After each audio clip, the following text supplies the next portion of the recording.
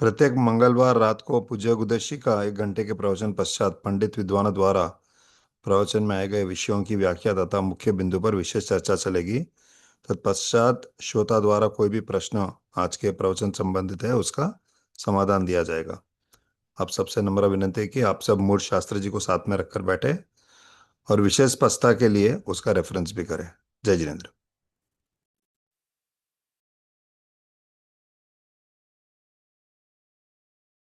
नमो लोये सौहरिहन्ताणम् नमो लोये सौहृदानम् नमो लोये सौभागिर्यानम् नमो लोये सौज्यायानम् नमो लोये सौत्रिकालवर्ति सावनम् ओंकारमिन्दु संयुक्त नित्यम् जायन्ति योगिनः कामदमोक्षदं च ओंकाराय नमो नमः।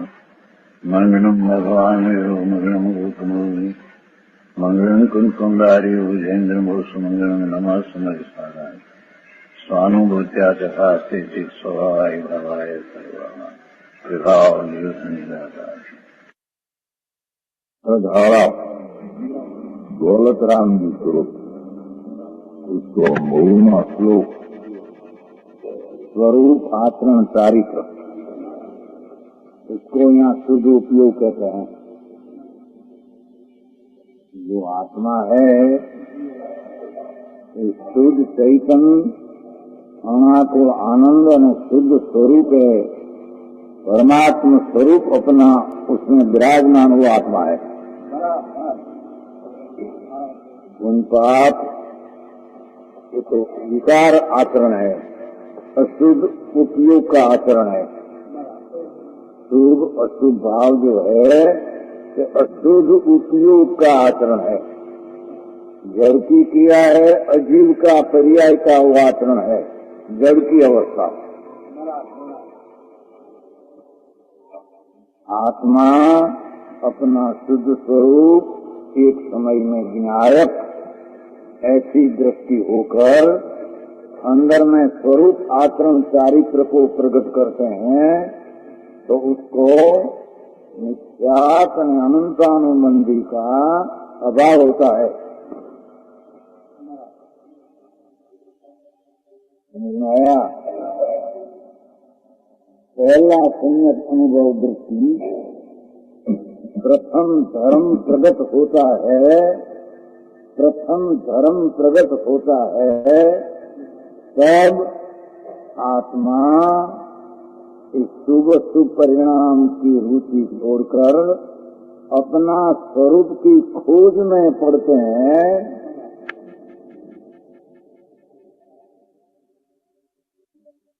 आया मुकुंद जी खोज क्या है? ऐसा अंदर में मैं कौन हूँ, मैं कौन हूँ। शरीर वाणी मन नहीं उन पाप का विकल्प उठते हो ये पर मैं नहीं तो मैं कौन हूँ। ऐसा अंतर में स्वरूप की समझन करने में अथवा स्वरूप की खोज में प्रतीत करने में आज क्या चीज है। ऐसी चीज तरफ सन्मुख होते हैं उसको सम्यक दर्शन की प्राप्ति होती है और साथ में स्वरूप आचरण चारित्र भी साथ में प्रकट होता है। समझ में आया? स्वरूप चारित्र बयानी पंडितों से अनंतानुबंधी कोने कहिए स्वरूप आचरण में घात करे तेने अनंत नियम भाई आचरण नियम बांटो तो करो भाई आचरण समझ प्रवेश कमाए हाँ मत वही પણ તો આ લખે પ્રવેશી કા ચાલતી ગોપાલદાસ લખે ગોપાલદાસ ને એનું ત્યાંનું સ્વરૂપ આચરણ પણ એ તો હજી કાઢે શુદ્ધ આત્મા અનુભવ ચાલી ત્યાં તો શુદ્ધ એટલું રાખ્યું પણ આ અનંતાનુબંધી કોને કેવું ત્યાં ખુલાસો अनंतानुबंधी किसको के अनंत बंध संसार का पहला कसाय भाव है। अनंत संसार का कारण उसका पहले आत्मा में सूक्ष्म बात है भाई। अनंत काल से उसने सम्यक दर्शन में स्वरूप आचरण कोई भी कभी प्रकट किया ये प्रकट हुए बिना उसको अंतर में संबर निद्रा होती नहीं।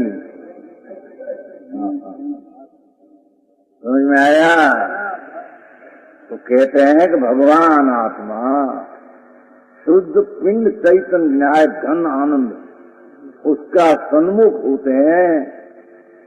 जो शुद्ध स्वरूप की अंतर में प्रतीति होना वो तो सम्यक दर्शन, और वो शुद्ध स्वभाव का ज्ञान होना आत्मा ऐसा ज्ञान और सम्यक ज्ञान, और उसमें लीनता होना,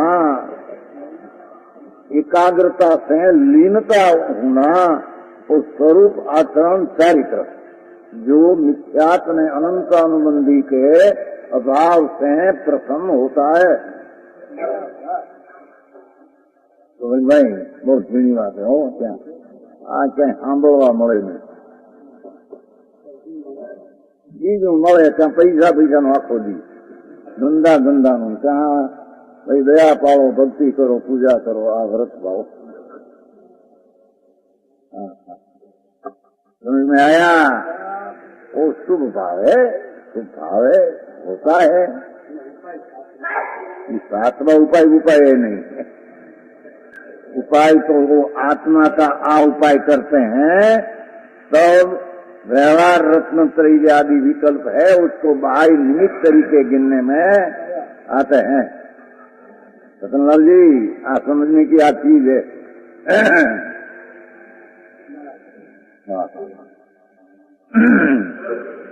इस स्वरूप आचरण चारित्र यहाँ कैसी दशा होती है वो बात करते हैं कि जिस स्वरूप आचरण चारित्र में नवनी ध्यान ध्याता देश इनके भेद नहीं होते। समझ में आया?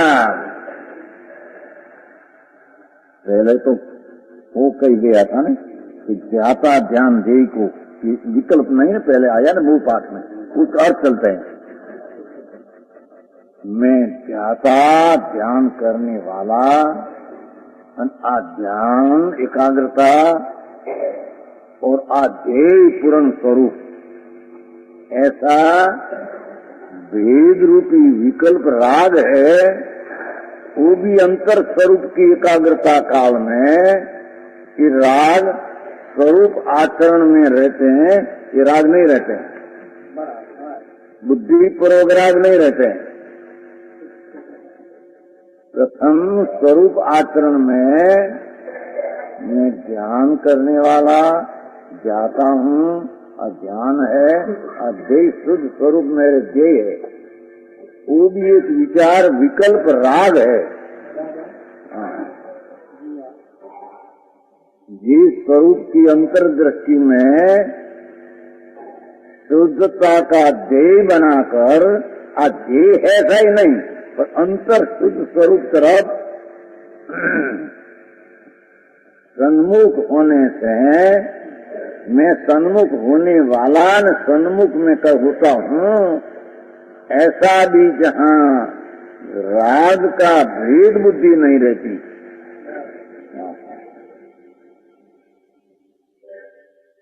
ध्याता ध्यान ध्येय तीन का भेद नहीं होता, जहाँ वचन का भेद नहीं।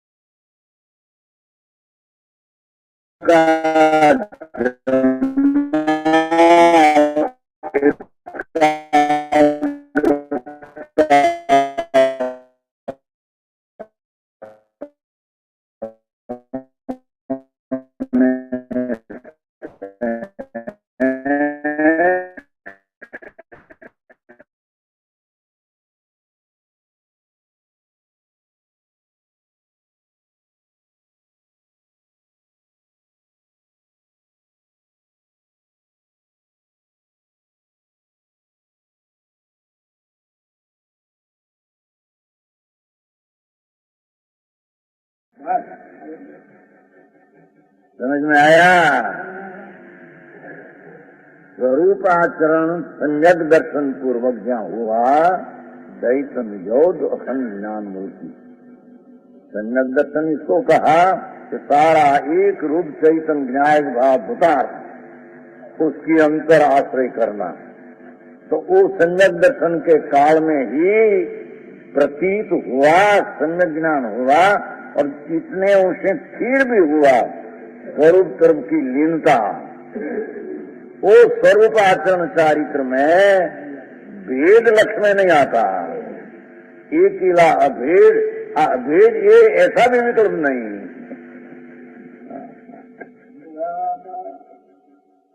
बात है, इसमें कभी धर्म की प्रथम सीधी कैसे प्राप्त होती है, उसने कभी लिया ही नहीं। बाहर में घुमाया अनादि से। अरे तो उम्र भी हो रही है कि नहीं? क्यों रतनलाल जी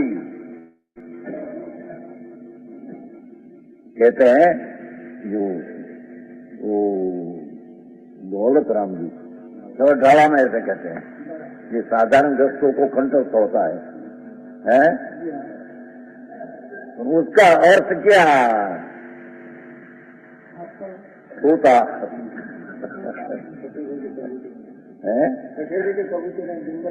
खटखट होता है। शुरू क्या है? कंठस्थ कर दे पर वो सोता नहीं जाए। क्या चीज है?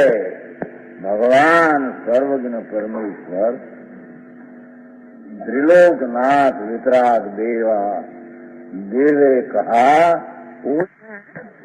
दौलत राम जी छठी ढाला में स्वरूप आचरण का स्वरूप आचरण का स्वरूप पहले लक्ष्य में भी आया नहीं, क्या चीज कैसे प्राप्त होती है। तो कहते हैं पुण्य पाप की रुचि तो छोड़ दे, पाप में लाभ नहीं, पुण्य स्वभाव में लाभ नहीं, भाव में देह की क्रिया से मेरी क्रिया है नहीं। और एक वर्तमान समय में विकास ज्ञान का अल्प है, वो भी इतना में नहीं, उसको भी अंतर्मुख वाल कर शुद्ध चैतन्य स्वभाव में एकाग्र होते हैं, शुद्ध उपयोग की प्राप्ति होती है। उसका नाम प्रथम सम्यक दर्शन सहित स्वरूप आचरण चारित्र कहने में आता है। तो वचन नहीं क्या रतन परमा तो મળે नहीं कहीं नहीं, तुम्हारा रतन में મળે नहीं, पैसा में મળે नहीं। पैसा तो क्या इसका है, पर क्या पैसा હોય ने बहुत पैसा है उसके मामा पास है, उसके पास मामा पास पैसा है, उसके पास ममता है, उसके पास तो पैसा नहीं आते कभी, आत्मा पास आते तो दूर रहते हैं। मेरा है इतनी ममता उसके पास आया, क्यों सेठिया वो चीज तो आती नहीं है, चीज तो दूर रहती है। तेजूरी तो जड़ है पर है, उसमें तेजूरी में रहे, उसमें क्या आया, आत्मा पास क्या आया, आत्मा ही माना कि मेरा है, इतनी ममता उसके पास आई। बराबर है भैया? आई तो कहते हैं कि ममता का परिणाम से रहित और दयादान का सुविकल्प से भाव से रहित ऐसी चीज जो खंडानंद प्रभु है, उसकी दृष्टि करने से स्वरूप में एकाग्रता होती है, तब ऐसा भेद लक्ष्य में नहीं रहता। समझ में आया? प्यारे सम्यक दर्शन में स्वरूप आचरण प्रथम भूमिका प्रकट होती, पीछे ऐसी दशा पीछे उपयोग की नहीं रहती है, पर स्वरूप आचरण ने दृष्टि जो हुई है वो कायम रहती है। पीछे शुभ भाव आवे, दया दान भक्ति, तो उसको पुण्य समझे। सम्यक दृष्टि को पाप भी आता है, कमाने का, विषय का आदि, तो उसको पाप समझे। पाप पुण्य को अपना ज्ञान में पर तरीके समझे, अपना स्वरूप में पुण्य पाप को एकत्व करते नहीं, अपनी खोज में पड़ा आत्मा अपनी खोज करते हैं, जो स्वरूप प्रकट हुआ उसके साथ पुण्य पाप का विकल्प को मिलाते नहीं। होता है, समझ में आया? होता है, पर अपना शुद्ध स्वरूप ज्ञाता दृष्टा का भान हुआ, सम्यक भान में उसकी साथ विकार को मिलाते नहीं, एकत्व होते नहीं। चाहे तो सुनकी की लड़ाई में पड़ा हो, हाथी के उदय राजकुमार हो और आत्मभान हुआ हो, राजकुमार हो, उनका मौत हो, लड़ाई में भी ऐसे चले तो भी अंतर में सम्यक प्रतीति अनुभव की और स्वरूप आचरण फिरता तो कभी छूटता नहीं उसका।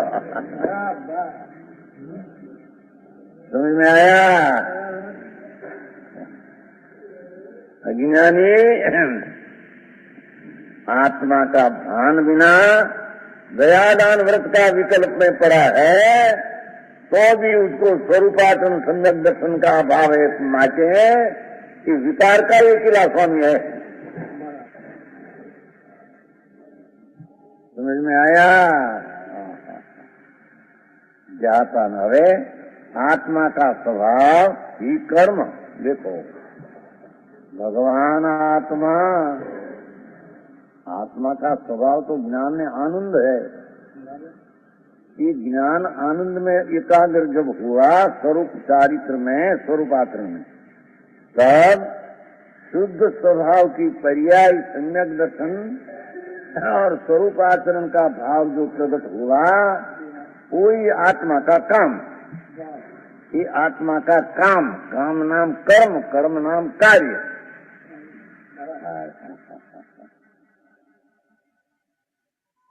है कि नहीं भैया? देखो आत्मा सिद्ध भाव, आत्मा का स्वभाव ही कर्म, कर्म એટલે कार्य।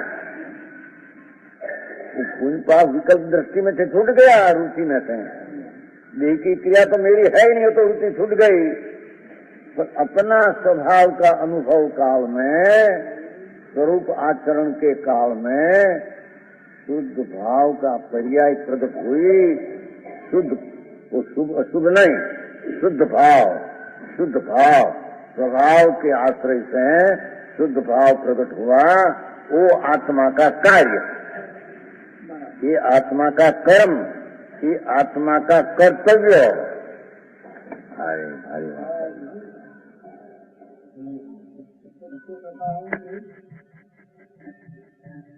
और किदेश आत्मा करता। ये समय में किदेश चीज नाम ज्ञान का ईश्वर आत्मा, किदेश ज्ञान का ईश्वर भगवान अपना आत्मा, कोई इस शुद्ध भाव का करने वाला,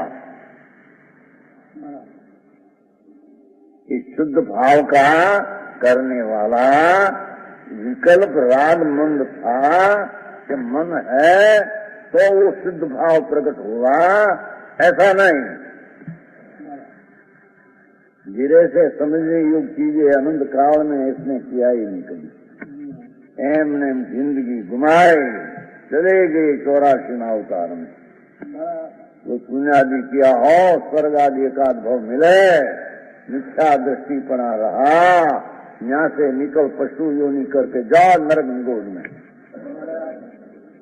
भैया। हाँ हाँ हाँ, ओह कोई रजकण भी साथ में आने वाला नहीं। देखा दूसरी तो क्या चीज रही है। यहाँ तो कहते हैं कि शुभ शुभ भाव हुआ हो तो भी साथ में तो नहीं रहते हैं, क्यों हुआ उसका बंद पड़ गया रजकण जड़, उसकी पर्याय में साथ नहीं।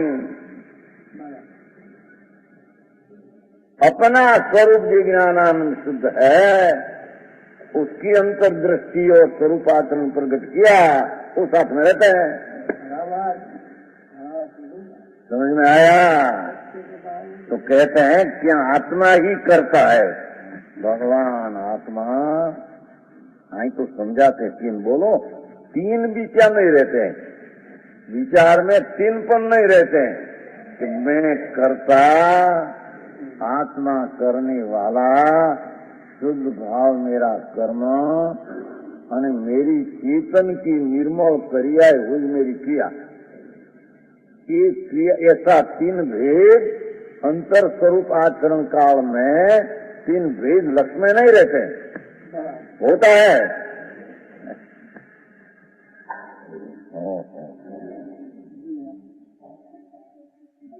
कहने भैया क्या कहते हैं, देखो कर्ता चेतना, चैतन्य स्वरूप आत्मा ही क्रिया होता है, आत्मा क्रिया, चैतन्य स्वरूप आत्मा क्रिया। तो कहते हैं कि क्रिया है कि नहीं आत्मा धर्म की क्रिया होती है कि नहीं, है क्रिया, अपन कई क्रिया। रतनलाल जी पुस्तक है रखा है, देह की क्रिया ही धार्मिक क्रिया नहीं, अंदर दयादान व्रत का परिणाम पूजा का उत्पन्न हो धार्मिक क्रिया नहीं। है भैया तो क्या देखो, चेतन स्वरूप आत्मा ही क्रिया, चैतन्य स्वरूप आत्मा ही क्रिया होती है, ये आत्मा ही परिणमन करते हैं, हम कहते हैं भगवान शुद्ध प्रभु कोई अपनी परिणमन पूर्व का राग का अभाव होकर स्वभाव की शुद्ध रूपता, चैतन्य की परिणति रूप क्रिया, वो आत्मा की क्रिया है। मूलचंद जी है उसमें, कभी वांचो तो ठीक कहते डॉक्टर कि रोज पाठ करते हैं, पाठ करके उनका हो उसमें। हाँ तो सहेली सादी हिंदी भाषा है,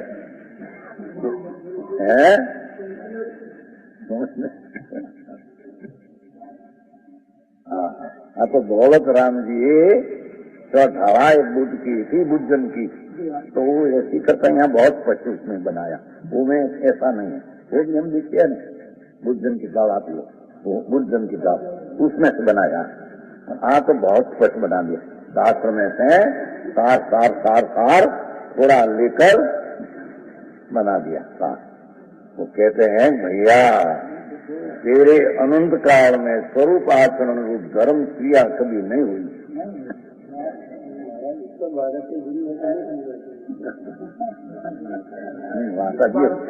ऐसी है तो तुम्हारा हाथ में तो पुस्तक पड़ा है, आया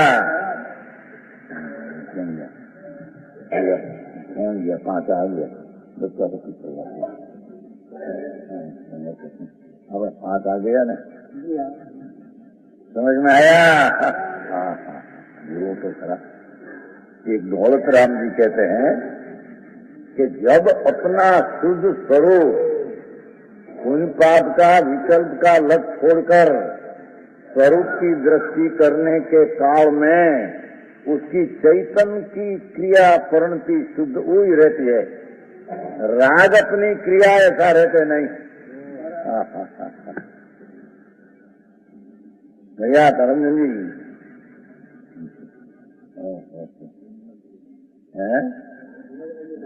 मूल बात है यहाँ, તેથી आज लिया की बात नहीं तो हिंदी लो भाई, आज तो हिंदी लो અત્યારે दोपहर को गुजराती समझ में आया, नीम सार चलेगा गुजराती। हाँ कहते हैं चेतना क्रिया होती है कि भगवान ज्ञान स्वरूप प्रभु वही अंतर्मुख दृष्टि करने के काल में स्वरूप आचरण, स्वरूप का अनुष्ठान, स्वरूप का अनुष्ठान, उसमें चेतना की निर्मल ज्ञानानंद की क्रिया रहती है। वो क्रिया करता आत्मा और वो कर्म कार्य क्रिया, क्यों पलटन हुआ ना, पलटन पलटन है क्रिया।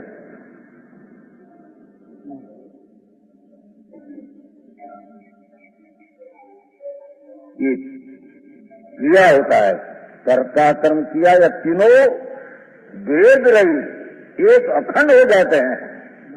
बस અહીંયાથી तीन तो समझाया, पण अंतर्दृष्टि काल में, स्वरूप आचरण काल में, अनुभव काल में तीन नहीं रहते, तीन एक रूप हो जाता है। आ कर्ता, आ कार्य, आ क्रिया, ऐसा त्रण भेद नहीं रहते। त्रण भेद हो जाए तो विकल्प उठते हैं।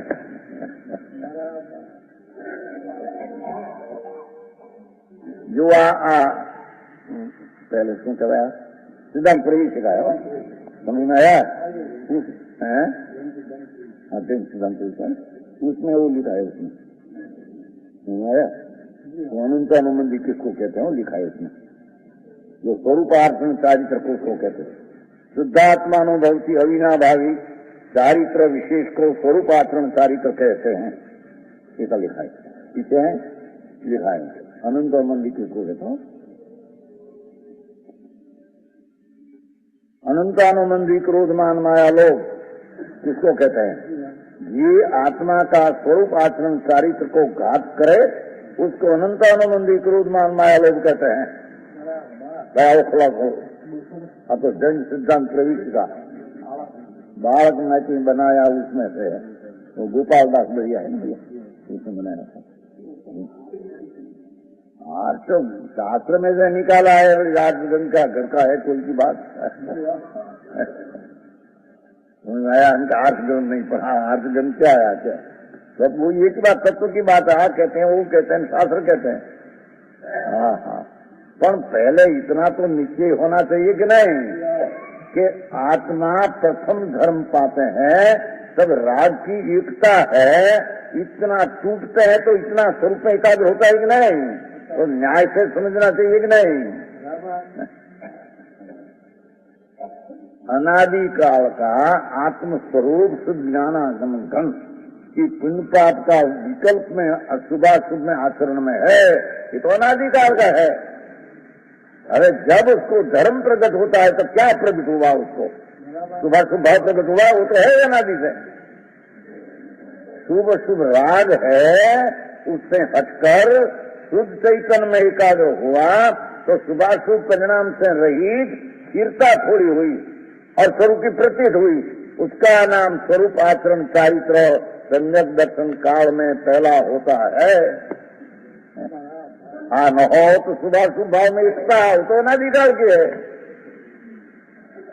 अने शुभाशुभ भाव पुण्य भिन्न है ऐसा भान हुआ तो राग से रहित स्वरूप की स्थिरता का अंश प्रगट न हो तो एकाग्र हुआ किसमें? राग में तो एकाग्र था अनादि से।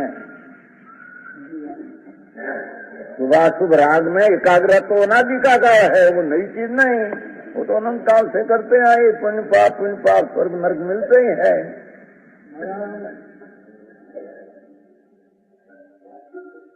गुजरावाल जी क्यों दूर बैठे, समझ में आया? समझने की चीज है।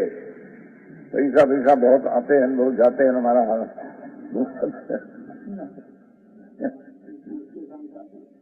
उनके पुण्य कारण से आते हैं जाते हैं, आत्मा के कारण से क्या आते हैं? आत्मा के कारण से आते हैं। देखो, आत्मा के कारण से शुभ शुभ भाव मेरा वो आत्मा के कारण से मिथ्या भ्रम होता है। आत्मा पुण्य पाप का भाव रहित शुद्ध चिदानंद स्वरूप हो, ऐसी दृष्टि में शुद्ध भाव का होना, विकार की एकता टूटकर शोभ की एकता होना, वो आत्मा से होता है। वो कहा न सीधे करता, सीधी ज्ञान नो ईश भगवान आत्मा है। ज्ञान का ईश्वर हो, पैसा का ईश्वर नहीं, लड़का का मकान बिल्डिंग, आ बिल्डिंग का स्वामी नहीं, आप तो घर माटी ढूंढे अजीब तो है। यहाँ तो कहते हैं कि भगवान एक समय में शुद्ध स्वरूप पवित्र स्वभाव की दृष्टि हुई, सम्यक दृष्टि शुभ शुभ भाव होता है, उसका स्वामी नहीं रहता। उसका स्वामी नहीं रहता, दूसरा का स्वामी है ही क्या? समझ में आया? अरे अनंत काल में वितराग परमेश्वर त्रिलोकनाथ तीर्थंकर देव वितराग परमेश्वर है। ये तो वितराग भाव की बात करते हैं। ऐसी बात नहीं परमेश्वर सिवाय अन्य में कभी किन काल किन लोक में ऐसा एक शब्द में एक न्याय नहीं होगा। समझ में आया? ऐसा सर्वज्ञ परमेश्वर त्रिलोकनाथ 100 इंद्रनी उपस्थिति हाजिरी में समोत्सरण में भगवान की दिव्य में आया। अरे आत्मा अनादि काल से अस्वरूप आचरण क्यों किया है? देह का आचरण तो किया ही नहीं उसने। देह का आचरण, जड़ का आचरण, पर का आचरण तो किया, पर क्या किया? अनादि काल से शुभ ने अशुभ राग का आचरण किया मिथ्या दृष्टि में। हाँ। दूसरा स्वरूप आचरण न किया, पर का आचरण न किया। नकली शरीर का कुछ न किया। जड़ का आचरण नहीं कर सकते आत्मा। स्वरूप का आचरण किया नहीं अनंत काल से। तो किया क्या अनंत काल से? निरोध से मानकर नवमी गृह तप शुभ ने अशुभ भाव, विकारी भाव उसका आचरण करके मैं कुछ ठीक करता हूँ, ऐसी मिथ्या दृष्टि से और स्वरूप आचरण किया है। बराबर है? हवे कैसे भैया? अरे समय आया तेरे, काल आया तेरे, मनुष्य मिला। भगवान उसकी रीत तो समझ ले, उसकी रीत पद्धति विधि क्या आयो तो समझ ले। समझे पीछे प्रयोग में प्रयत्न में मुकेगा, समझे बिना प्रयोग फिर से करेगा। समझ में आया? कहते हैं भगवान आत्मा अनादि काल से जो अस्वरूप आचरण, और स्वरूप आचरण का अर्थ कि शुभ शुभ विकारी भाव उसका वर्तन किया, आचरण किया, अनुष्ठान किया, ये अस्वरूप आचरण है। ये अपना स्वरूप का आचरण विभाव आचरण है। वो किया है ना भैया, दुकान का किया नहीं, कुछ हम कहते हैं। कौन कहते हैं? कोई दुनिया कहते हैं, दुख कहती है। भगवान कहते हैं तेरे राग का आचरण सारा 24 कलाक तुम करते हैं। जड़ का कर सकते नहीं, कांच की पापड़ भी ऐसा फेर सकते नहीं, तो जड़ है, उसका क्या करे तुम? करतन जी भाई बात कौन गाएंगे आते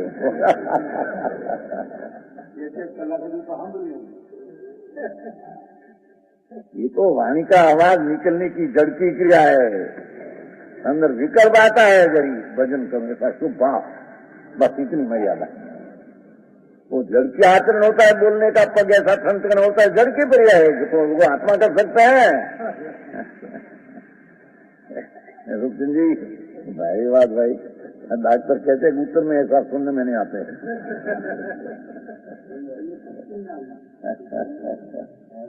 એને મેં તો કહ્યું મને બીજે મૂકીને સાંભળવા હાથું તાજી तो लिखा तो उसने बात है, वो तो बाहर की ठीक है, समझ में आया?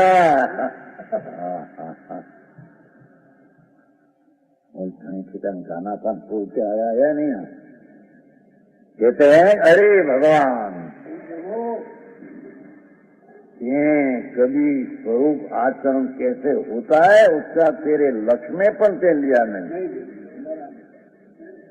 और हम कहीं करते ठीक करते ऐसे न ऐसी बपम्मा ब्रह्मा की जिंदगी चली गई।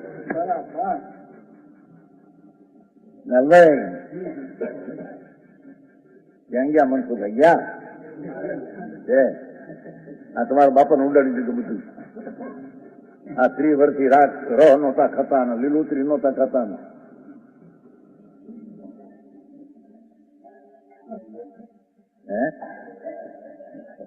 પણ ये कबूल करे तो बात साચી नहीं। हाँ अरे भगवान बापू तू कौन चीज है? तेरा स्वरूप आचरण अनुष्ठान तेरी क्रिया क्या? कि देह की क्रिया तेरी नहीं ना, राग विकल्प उठते हैं वो भी विकारी क्रिया, तेरी चीज मूल नहीं। इसकी तो क्रिया चेतन उसकी क्रिया है। भगवान ज्ञान मूर्ति प्रभु उसकी अंतर में सन्मुख दृष्टि करते हैं। चेतन का परिणमन विकार की रुचि छोड़कर चेतन का परिणमन क्रिया हुई, वो आत्मा की क्रिया, वो आत्मा की क्रिया, वो स्वरूप आचरण रूप भाव, वो शुद्ध भाव। समझ में आया? ये तीनों भेद रही एक अखंड। देखो बस राग तो नहीं, पुण्य पाप तो नहीं, पर मैं आत्मा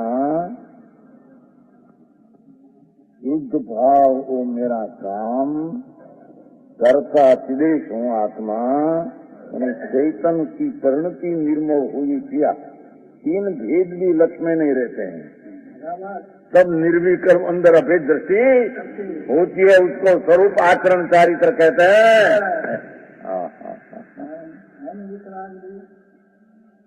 कभी सुना ही नहीं भैया है? वितरा का मार्ग में आया हम भगवान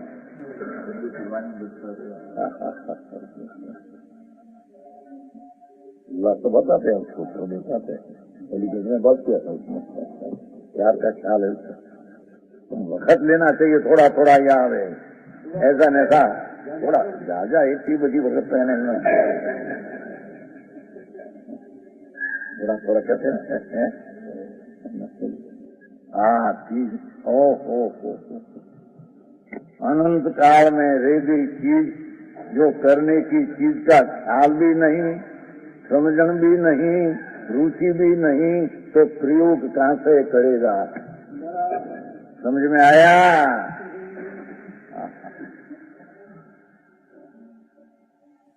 ये बार आते हैं ना, नहीं तुम्हारे कोई मारवाड़ी कोई चीज उनकी होती है, उनको नाम ही नहीं होते कोई चीजों की, कैसे कैसे करना है? वो मारवाड़ी कोई चीज आते ना उनकी आजा देवी, ये भी क्या है? येवर जी की दूसरा नाम था, ये बता बहु ऊंची बना थी मारवाड़ी, क्योंकि एक बार सुना था, अपने क्या खबर सोच चुके। पर ये कैसे विधि होती है, ये विधि की खबर नहीं बनाए क्या? समझ में आया कि हमारा सिरा बनाना है? सिरा भाई लो, चलो सिरा कैसे करना?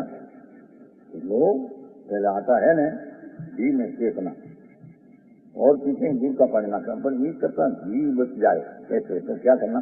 तो गुड़ का पानी पहले नाखना, आटा में गुड़ का पानी पहले नाखकर बराबर आटा सिक जाए तो घी नाखना, गुड़ के पानी में आटा सीख कर घी नाखना, फिर आएगा। विधि की खबर नहीं तेरे, हीरा नहीं होगा, लूपरी होगा। लूपरी समझते हैं?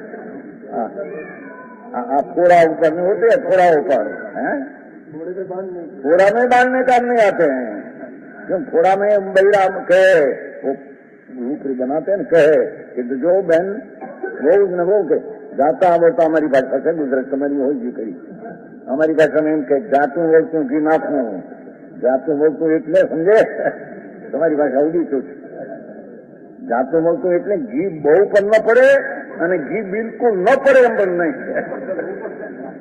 એ થોડું जो बहु विशेष घी हो तो वकरी जाएगा, बिल्कुल घी न हो तो पोटीस नहीं होगा। એટલે અમારે એક ભાષા છે ગૌ આવું કે ઓલા આવું વહુ ને કહે ને એમ કે જો વહુ પોટી બનાવે તો જાતું વળતું ઘી નાખવું, જાતું વળતું जाता तुम्हारी कोई भाषा होगी हिंदी में, हमको खबर नहीं है कि ऐसा थोड़ा रहे पर नहीं, थोड़ा बिल्कुल न रहे पर नहीं, और बहुत रह जाए पर नहीं। ऐसा हो तो लूपरी होगी। आ तो पहले गुड़ के पानी में आटा देते फिर घी डालते, सीरा नहीं होगा, लूपरा ही नहीं होगा। विधि की खबर नहीं, ऐसे अपना संयग्ध संचारित्र स्वरूपाचरण कैसे प्रकट होता है खबर नहीं। करने दे, हमारा आत्मा ऐसा, हमारा आत्मा ऐसा। क्या आत्मा आत्मा ऐसा? समझ में आया? तो कहते हैं ओहो भगवान आत्मा संयग्ध दर्शन ज्ञान चारित्र तीन चीज है। हीरा में भी तीन चीज होती है ना, आई राजी देखो हीरा में तीन चीज आती है ना, आटा घी और शक्कर के बोल में आई जाए। देखो ये तीन चीज आई जाए, ये हो जाते हैं भगवान आत्मा। ज्ञाता ध्यान में देह का भी विकल्प नहीं, भेद नहीं रहते, और कर्ता कर्म ने क्रिया का भी भेद नहीं रहते। क्या रहते हैं? बाधा रहित हो जाते हैं, अभिन्न अखंड एक स्वरूप हो जाते हैं। शुद्ध उपयोग को निश्चय पर्याय। देखो आत्मा का शुद्ध व्यापार, पुण्य पाप का व्यापार अशुद्ध व्यापार है, वो तो बंध का कारण है। हाँ तो मोक्ष का कारण वर्णन करना है ना, तो कहते हैं कि शुद्ध व्यापार, शुद्ध उपयोग की निश्चल पर्याय, जो पर्याय है वो शुभ शुभ राग था, विकारी पर्याय थी, उसको छोड़कर ज्ञाता स्वरूप चिदानंद का एकाग्र होकर शुद्ध पर्याय प्रकट होती है। ऐसा किया। देखो भाषा कैसा लिया है? शुद्ध उपयोग की निश्चल दशा प्रकट, प्रगति की दशा, अनादि की दशा नहीं थी, वस्तु अनादि की थी। ज्ञान आनंद शुद्ध अनादि की चीज थी। तो हम तक एकाग्र हुआ तो शुद्धता प्रकट हुई, शुद्धता पर्याय में प्रकट हुई। इस पर्याय प्रकट है, उसका नाम स्वरूपाचरण, उसका नाम संवर निद्रा, उसका नाम शुद्ध उपयोग, उसका नाम संयग्ध संज्ञान चारित्र और मोक्ष का मार्ग कहते हैं।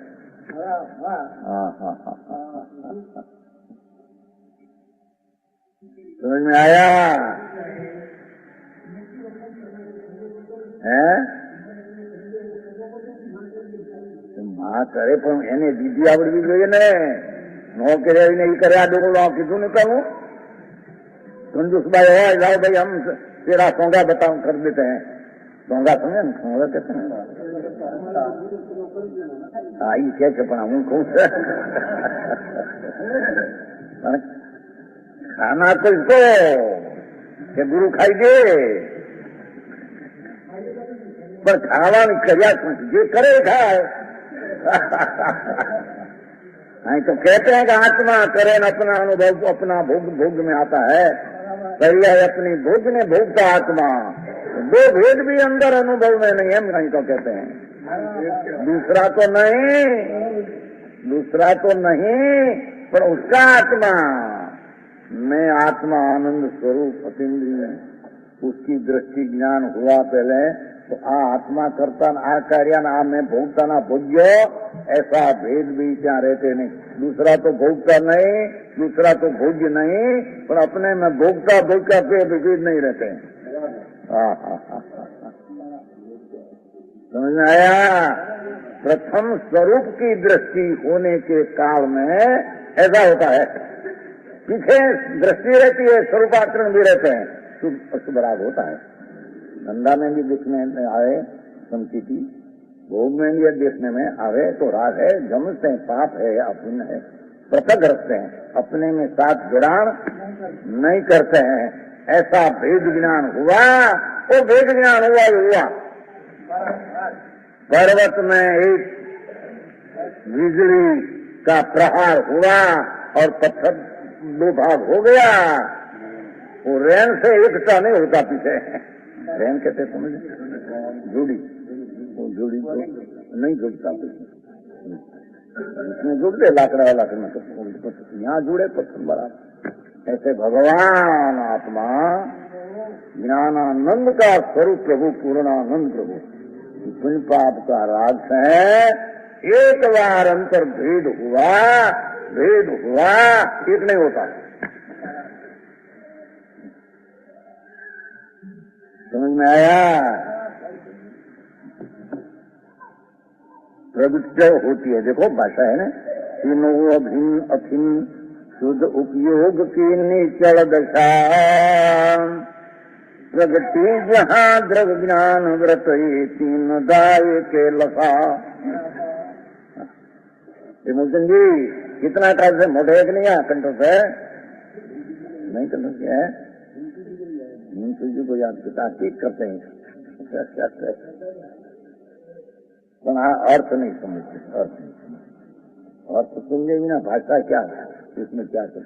वो पोपट को दिए पूरी, बोल पोपट रघुराम, ये जाने का आ रघुराम होगा। पूरी रघुराम, पूरी देते पूरी पूरी पूरी और सिंह का दाना तो मूंगफली का क्या करे, मूंगफली दे। बोल पोपट रघुराम, रघुराम लो, ये जाने का रघुराम होगा। ये पूरी है ना, वो दाना रघुराम होगा। भान में रघुराम कौन ना कौन, तो पूरी है ना, दाना है माने भान नहीं, क्या आत्मा है, क्या कहते हैं लोग। तीनों किन्न भिन्न शुद्ध उपयोग की निचल दशा से क्या अपन भाषा है कि भाव है उसमें कुछ समझ में आया। ये प्रकट होती है जिसमें सम्यक दर्शन। देखो सम्यक ज्ञान जो व्रत का अर्थ यहाँ सम्यक चारित्र का भाई शब्द में व्रत पीड़ो से तथा क्या सम्यक दर्शन स्वरूप दृष्टि में काल में शुद्ध श्रद्धा हुई, शुद्ध ज्ञान हुआ और आचरण रूपी व्रत चारित्र हुआ। ये व्रत नहीं है चारित्र, स्वरूप की स्थिरता हुई निश्चय व्रत है। वो पीछे पंचम गुण स्थान योग 12 वर्ष का विकल्प आता है, पर वो शुभ राग है। समझ में आया। अंतर में एकाग्र होकर जितनी शांति में स्थिरता प्रकट हुई, कोई अपना स्वरूप चारित्र न आचरण खराब मुख्य का कारण है। समझ में आया। अरे तो पुस्तक कितना बार पढ़ गया है, अभी नवनीत भाई तरफ से 15,000 पुस्तक बार पढ़ गया हूँ।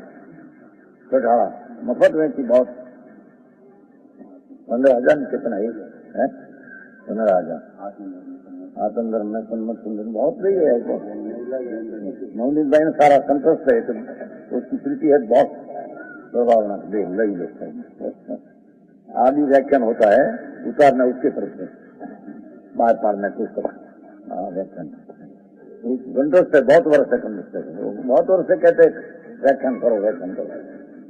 और तो बहन कहते थे वसरा जी नहीं, गंगवाल वसरा जी, गजरा जी, मुस्लिम भाई वसरा जी की नवी स्त्री है ना, नवी के वो नाम मनकुला नवी कहते थे। यहाँ पर अभी आया नहीं, रह गए क्या।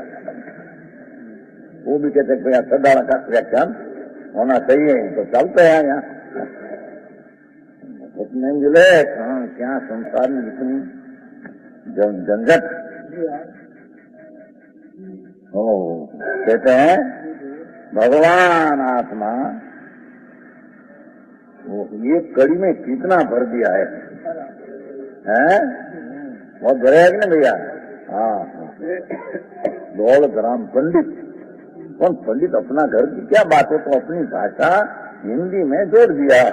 भाव तो भगवान का है, जो परमार्थ अनादि काल से चला है वो भाव है।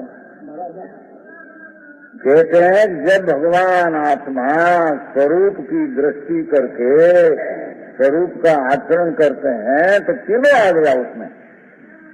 सम्यक दर्शन भी आ गया, शुद्ध स्वभाव की प्रतीक ज्ञान आ गया, अनुभव आत्मा ऐसा ज्ञान, और स्थिरता हो गई वो चारित्र।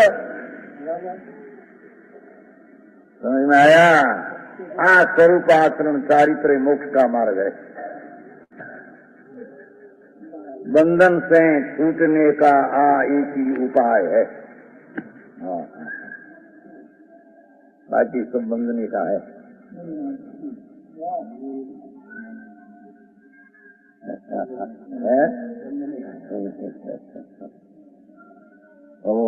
सम्यक ज्ञान ये तीनों एक रूप अभेद रूप है, शोभायमान होते हैं। लफा का अर्थ किया देखो, शोभायमान होते हैं। भगवान आत्मा, ये 8 वर्ष की लड़की को भी स्वरूप आचरण होता है, सम्यक दर्शन होता है, सब समझ में आया? इसमें क्या मंडू को भी होता है इतना, क्या कहते हैं मेढक, मेढक बयान करते हैं ये छोटा बड़ा दे तो जड़ है, उनका आपका राग विकार है, उससे मेरी चीज भिन्न है, ऐसी दृष्टि में एकाकार होकर उस समय में दर्शन ज्ञान चारित्र तीनों शोभायमान होता है। ये अर्थांत वो राग का आचरण ही शोभायमान नहीं, राग मेरा ही श्रद्धा शोभायमान नहीं, राग का ज्ञान ही शोभायमान नहीं। राग का ज्ञान हो पुण्य पाप का ज्ञान शुभाशुभ मेरी चीज इसी प्रति शोभायमान नहीं तो मिथ्या है। शुभाशुभ राग का ज्ञान ही मिथ्या ज्ञान है और शुभाशुभ राग ही मिथ्या आचरण है। तीनों शोभायमान नहीं, अशोभायमान। अंतर्मुख होकर शुद्ध स्वभाव, पवित्र स्वभाव पहले संत समागम से समझ लिया हो, सुना हो, इसके अंतर प्रयोग में मुक्ति काल में शुद्ध श्रद्धा ज्ञान शांति हुई, कोई शोभायमान चीज है। कोई मोक्ष मार्ग से शोभायमान अपनी दिशा आई श्रृंगारी आत्मा को श्रृंगार किया। हाँ हाँ हाँ, समझ में आया? उन पाप को और श्रृंगार है, उन पाप का बंधन भी जड़ है, उसका फल भी दूध बाहर का संयोग है। क्या आया उसमें? हो ये तो पक्षी भावात्मा है, नीचे अर्थ से दो थोड़ा। कर्म किसको कहते हैं? कर्ता द्वारा हुआ कार्य, ऐसा नीचे नोट में है। कर्म कर्ता द्वारा हुआ कार्य, नोट में है। कर्म की व्याख्या कर्ता द्वारा हुआ कार्य, तो आत्मा स्वरूप का कर्ता, उसके हुआ शुद्ध पर्याय कार्य। तो दुनिया के हम दुनिया का काम कर दे, मकान का काम कर दे, दुकान का काम कर दे, पैसा का काम कर दे, तेजूरी का काम कर दे, बोलने का काम कर दे, हलने का काम कर दे, हराम है तेरी चीज में वो। तो तेरी चीज में तो राग जिसका परिणाम का तेरा कार्य ज्ञान है। स्वभाव में कर्ता द्वारा किया कार्य, शुद्ध पर्याय प्रकट हो, श्रद्धा ज्ञान में स्वरूप आचरण। कोई कर्ता आत्मा द्वारा आत्मा की क्रिया वो कार्य, कर्ता स्वतंत्र रूप से करे सो कर्ता। देखो व्याख्या, स्वतंत्र रूप से करे सो कर्ता, उसका क्या है? भगवान आत्मा राग की मंदता का साय लिए बिना, कसाई की मंदता पहले थी विचार में, आत्मा ने ऐसा उसकी साय लिए बिना अपना स्वतंत्र स्वभाव से शुद्ध भाव को करे वो कर्ता कहने में आता है।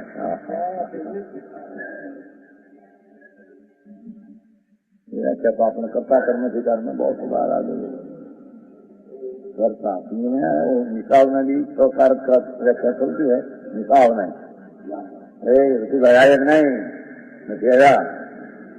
हेड मास्टर वो कही न्याय में कर्ता स्वतंत्रपणे करे सो कर्ता, कर्ता का इष्ट सो कर्म, ऐसा आता है। तो धर्मी कर्ता अपना स्वभाव का अपना इष्ट अपनी शुद्ध पर्याय, धर्मी को पुण्य पाप इष्ट है नहीं, तो पुण्य पाप का बंधन नहीं, बंधन का फल सम्यक दृष्टि को इष्ट है नहीं। अरे बात समझ आया? कर्ता स्वतंत्रपणे करे सो कर्ता, कर्म ली ना, कर्ता द्वारा हुआ कार्य, नहीं तो कर्म कर्ता का इष्ट हो, कर्म ऐसे चलते हैं। करने वाला की प्रिय चीज वो कर्म, मिथ्या दृष्टि का करने वाला की प्रिय चीज विकार। सम्यक दृष्टि की प्रिय की निर्विकारी श्रद्धा ज्ञान स्वरूपाचरण।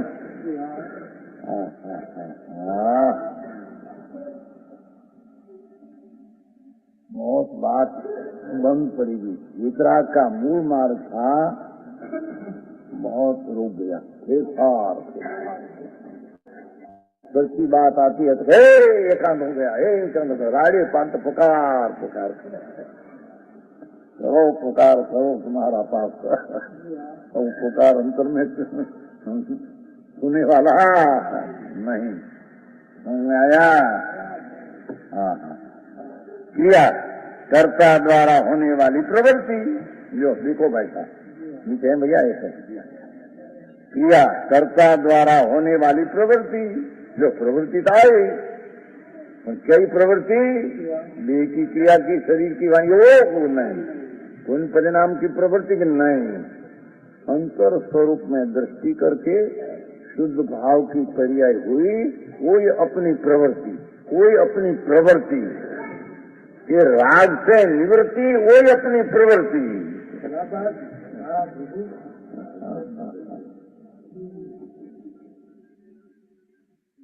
समझ में आया? ये समय स्वरूप आचरण के समय, ये मुंजरा शब्द लिया है, अपन साधक लेना। साधक स्वरूप आचरण के समय जब आत्मज्ञान में लीन हो जाते हैं, तब ज्ञान जाता देख वेद नहीं रहते, वचन का विकल्प नहीं होता। वहाँ आत्मज्ञान में तो आत्मा ही कर्म, नीचे लिखा है काल, आत्मा या कर्ता, आत्मा ही का भाव क्रिया होती है। अर्थात कर्ता कर्म क्रिया ये तीनों बिल्कुल अखंड अभिन्न हो जाते हैं। अपना आत्मा ही शुद्ध कर्ता, शुद्ध क्रिया, शुद्ध परिणाम कर्म एक हो जाता है।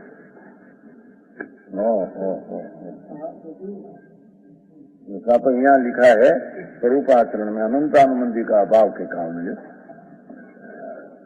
स्वरूप का आचरण का चारित्र का घात अनंतानुबंधी करते हैं। उनका आपकी प्रीति वो अनंतानुबंधी भाव है, वो स्वरूप आचरण का नाश करते हैं।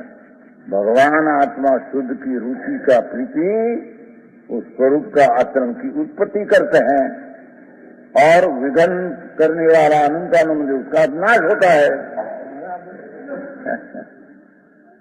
समझ में आया? एक पण बराबर समझे ने एक ज व्याख्यान पण एक जाने ये सबन जाने, एक भाव जाने બધા तो जाने, पर एक के भाव समझने की दरकार नहीं। यानी पैसे दूसरा कहे तो हाँ, तीसरा कहे तो हाँ, एकांत का अर्थ क्या? ऐसे होता है, दूसरे से नहीं होता है, उसका नाम अनेकांत। एक विधि से होता है, दूसरी विधि से नहीं, उसका नाम अनेकांत। खिचड़ीवाद नहीं आया, समझे? सुधरीवाद नहीं है। फिर जा गरीब मां सदुपयोग की असर दशा प्रकट होती है, जिसमें सम्यक दर्शन समय ज्ञान समझ एक साथ एक रूप होकर प्रकाशमान होता है। समझ में आया? ऐसी अंतर स्वरूप की दृष्टि, उन पाप की रुचि, देह की लक्ष्य से छोड़कर स्वरूप की श्रद्धा ज्ञान करके अंतर में आचरण करना, उसमें तीनों बोल दर्शन ज्ञान चारित्र आ जाता है। वही प्रकाशमान होता है, वही मोक्ष का मार्ग है। दूसरा है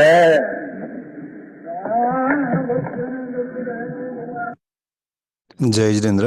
अभी हमने पूज्य गोदेशी का बहुत ही भाववाही और मार्मिक प्रवचन स्वरूपाचरण चारित्र के ऊपर हमने सुना, और पूज्य गोदेशी बहुत ही उनके अंदर आत्मा के भाव की मस्ती में, और बहुत ही अच्छा प्रवचन था आज का। अभी हम आमंत्रण देंगे हमारे आज के माननीय वांचनकार श्रीमती जयतीबेन मेहता के आज के आगे प्रवचन के मुख्य बिंदु पर विशेष चर्चा करेंगे। जय जिनेन्द्र। जय जिनेन्द्र। अवाज आवे छे? जी आवे छे अवाज। ओके। नमो अरिहंताणम नमो सिद्धाणं नमो आयर्याणं नमो वज्रायाणं नमो नुवे सवसाहुणं तीन भुवन में सार वीतराग विज्ञानता शिव स्वरूप शिवकार नमः त्रियोग संहारिके।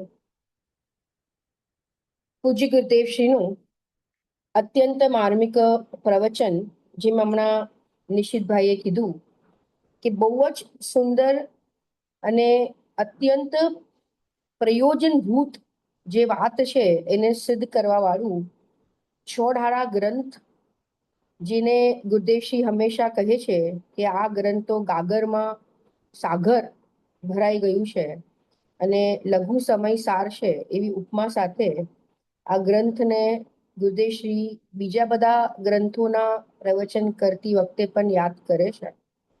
એમાં આપણે છઠ્ઠી ઢાળ અને એની આપણે નવમી ગાથા ઉપર આજે પૂજ્ય ગુરુદેવશ્રીનું પ્રવચન સાંભળ્યું.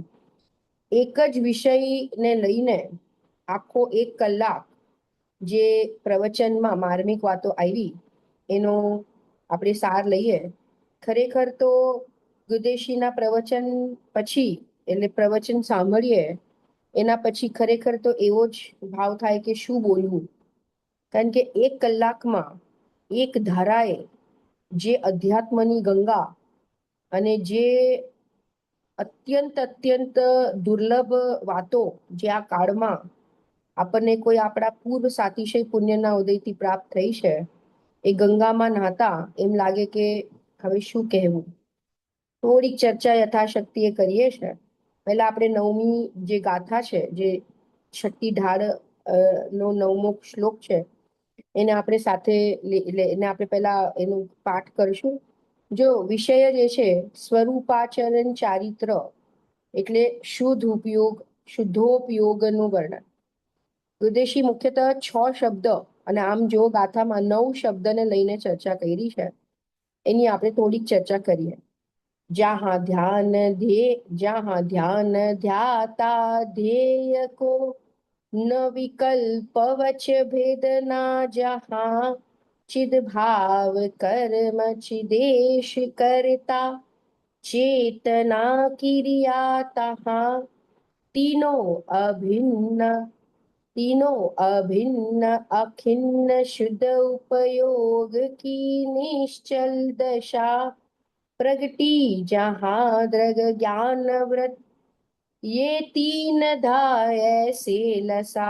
वाह, 6 શબ્દ આપણને આમાં દેખાય છે. 9 શબ્દ. જો પહેલી લાઈનમાં સ્વરૂપાચરણ ચારિત્રમાં શું થાય છે, ગુરુદેશે આખા પ્રવચનમાં સમજાયું કે ખરેખર જ્યારે જીવ નિર્વિકલ્પ દશામાં હોય છે, પોતાના સ્વભાવનો આશ્રય જ્યારે પરિણતિ લે છે અને સ્વરૂપાચરણ, સ્વરૂપમાં આચરણ સાથે જ્ઞાન, જ્ઞાન સાથે શ્રદ્ધા, એટલે જ્યારે સમ્યક દર્શન જ્ઞાન ચારિત્ર રૂપ દશા હોય છે, ત્યારે ધ્યાન, ધ્યાતા, ધ્યેય, અને પછી કર્તા, કર્મ અને ક્રિયા.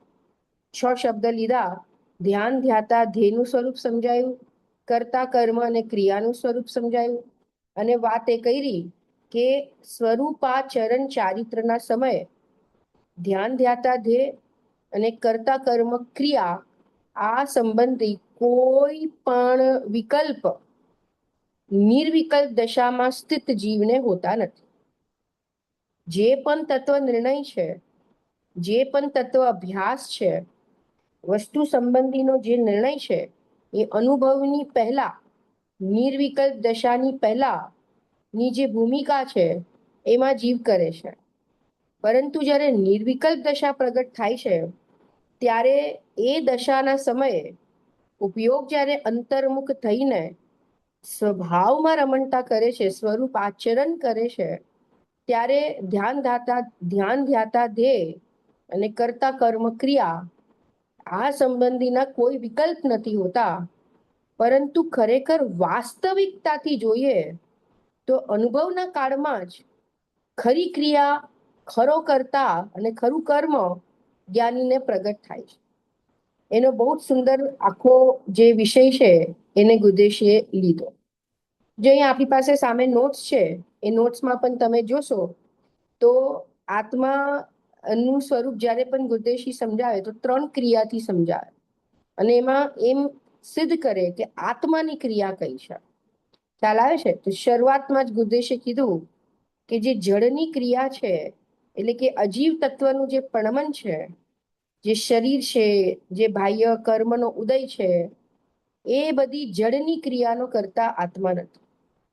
એના પછી એ જળના લક્ષ્ય આત્માની પર્યાયમાં થતી જે રાગની ક્રિયા છે, એ રાગની ક્રિયા ખરેખર આત્માની પર્યાયમાં થવા છતાં પણ ખરેખર જ્ઞાની ધર્માત્માઓ એ રાગની ક્રિયા અને જળની ક્રિયાના પોતે પોતાને કરતા માનતા નથી, પરંતુ જ્ઞાની પોતાને જે જ્ઞાન ક્રિયા પ્રગટ થઈ છે, જે સમ્યક જ્ઞાન પ્રગટ થયું છે, જે અકર્તાનું ભાન પ્રગટ થયું છે, જે જ્ઞાતા દ્રષ્ટા પણતિ પ્રગટ થઈ છે, એની સાથે જે અતિન્દ્રિય જ્ઞાન સાથે અતિન્દ્રિય આનંદની દશા, વિતરાગતાની દશા, સ્વરૂપાચરણ ચારિત્રની દશા, સમ્યક દર્શન રૂપ રત્નત્રયની દશા, ખરેખર જ્ઞાની એ દશાનો કરતા અને એ ભાવનો ખરેખર જ્ઞાની ભોગતા છે. પરિણામની અપેક્ષાથી જુઓ તો દ્રષ્ટિનો જે વિષય અકર્તા છે, એની શ્રદ્ધા તો એક સમય પણ છૂટતી નથી. એની શ્રદ્ધા નિરંતર હોવાના કારણે જ્ઞાની નિરંતર જે મિથ્યાત્વ અને અનંતાનુબંધી કશાયનો અભાવ થયો છે, એ અભાવ પૂર્વક જે સ્વરૂપાચરણ ચારિત્ર પ્રગટ થયું છે, એની મસ્તી, એ અસ્થિની મસ્તી અને જ્ઞાતા ધારામાં જ્ઞાની નિરંતર રહે છે. એ જ જ્ઞાનીનું સમ્યક દર્શન અને સમ્યક દ્રષ્ટિપણું છે. બહુ સરસ ચર્ચાઓ બધી આવી. ગુરદેશીએ વાત એ પણ કરી કે એક હોય 3 કાળમાં પરમારથનો પંથ, એ વાક્ય આજે નહોતું આવ્યું, પણ એ સંદર્ભમાં ગુરદેશે શીરાનું ઉદાહરણ આપ્યું કે જે મોક્ષ માર્ગની જે વિધિ છે, સ્વરૂપાચરણ ચારિત્ર પ્રગટ કરવાની જે વિધિ છે, એ વિધિ ખરેખર 3 કાળમાં એક જ હોય છે. એ વિધિમાં ક્યારે કોઈ ફરક નહીં પડે. ચોથો આરો હશે, પંચમ આરો હશે, વિદેહ ક્ષેત્ર હશે, ભરત ક્ષેત્ર હશે, કે પછી ચારેય ગતિના જીવ, જો તિર્યંશ કે નરક ગતિના જીવોને કરતા કર્મ ક્રિયા અને ધ્યાન ધ્યાતા ધ્યેય, જ્ઞાન જ્ઞાતા જ્ઞેય, સ્વરૂપાચરણ ચારિત્ર, અનંતાનુબંધી કશાય, આ બધા શબ્દ નથી ખબર. આ કોઈ શબ્દ બોલતા નથી ને બોલતા આવડતા નથી, પરંતુ અંદરમાં આ પ્રકારનું જે અભેદ પ્રણમન થાય છે નારકીમાં પણ, 7મી નરકમાં પણ, ત્યારે પણ જ્યારે મિથ્યાત્વ અનંતાનુબંધીનો અભાવ થાય છે અને સ્વરૂપાચરણ ચારિત્ર પ્રગટ થાય છે, ત્યારે અંતરંગ દશા તો નારકી જીવની પણ એ જ પ્રકારની હોય છે, જે પ્રકારની મનુષ્યની હોય છે, તિર્યંશની હોય છે કે દેવની. ગુરદેશી આજે પ્રવચનમાં અનંતાનુબંધી કશાય ઉપર પણ બહુ જોડાય. મિથ્યાત્વ સાથે રહેલો જે કશાય છે, એ અનંત સંસારનું બંધ કરવા વાળો એ કશાય ભાવ છે. ગોમતસાર આદિ ગ્રંથોમાં તમે જોશો તો અનંતનો અર્થ નેમિચંદ સિદ્ધાંત ચક્રવર્તીએ અનંતાનુબંધીમાં અનંતનો અર્થ મિથ્યાત્વ કર્યો છે. મિથ્યાત્વ સહિતનો કશાય. આમ આપણે સામાન્ય અનંત સંસારનો અનુબંધ કરે એવો કશાય અનંતાનુબંધી છે. It is not wrong, of course એનો ભાવ એ છે, પરંતુ ટુ બી વેરી સ્પેસિફિક, અનંત શબ્દનો અર્થ કર્યો મિથ્યાત્વ સહિતનો જે કશાય, એ અનંત સંસારનો અનુબંધ કરવા વાળો છે. કારણ કે અધરવાઇઝ એ કશાયમાં એવી તાકાત નથી અગર મિથ્યાત્વનું બેકિંગ નથી.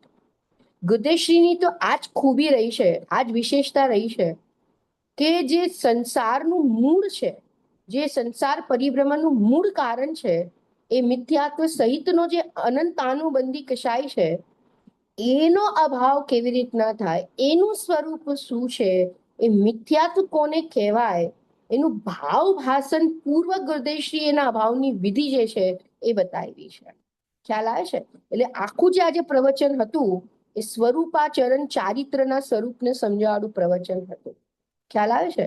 જેવી રીતના ધ્યાન ધ્યાતા ધ્યેયનો ગુરદેશીએ બહુ સરસ અર્થ કર્યો કે ધ્યાન એટલે શું લીધું આજે, કે ધ્યાન એટલે કે જે એકાગ્રતા છે, ધ્યેય એટલે જેના આશ્રયથી એકાગ્રતા પ્રગટ થાય છે, ધ્યેય છે.